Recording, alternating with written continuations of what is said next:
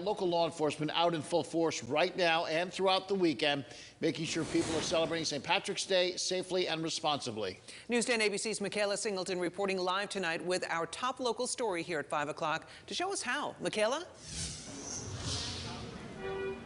Good afternoon. You know, we've got a pretty steady drizzle going, but that is not stopping our folks who are out here at McGeary's. They are committed, rain or shine, to get their green beers, their corned beef and cabbage.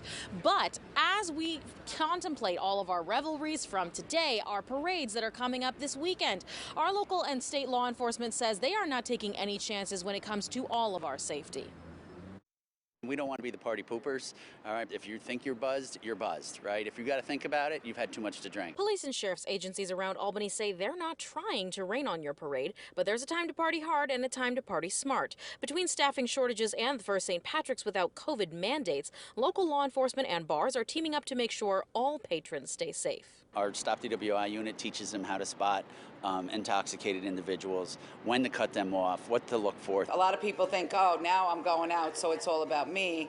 I'm not having a lot of patience with that. Tess Collins, owner of McGeary's Irish Pub, says she'll have no problem cutting off and kicking out unruly revelers in her bar both Thursday night and during the Albany St. Patrick's Day parade. The reason that I'm doing Saturday's parade is because I can tell people not to come in. I have a sign that says, if you're drunk or misbehaving, don't even come on my property. State police will once again this year be out in force, setting up DWI checkpoints and monitoring for underage drinking.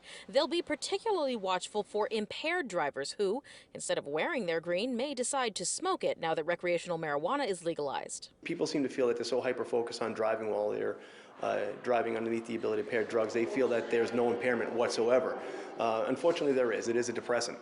And it just causes them to react slower. They're not really paying attention to as far as what lane they might be staying in, their speed might be off. So they do mimic a lot of the same things that we see with people that are driving while they are intoxicated. Their message is to get a designated driver, use a rideshare if you can't, and make sure to take care of yourself and others. Just be really responsible and just be safe and have a really good time.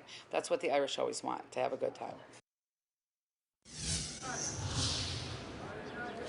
Now, remember, these increased patrols are going to be running until Sunday, that's March 20th, and they'll also be keeping an eye out for distracted drivers, so put those phones down as well. Reporting live in Albany, Michaela Singleton, News 10 ABC.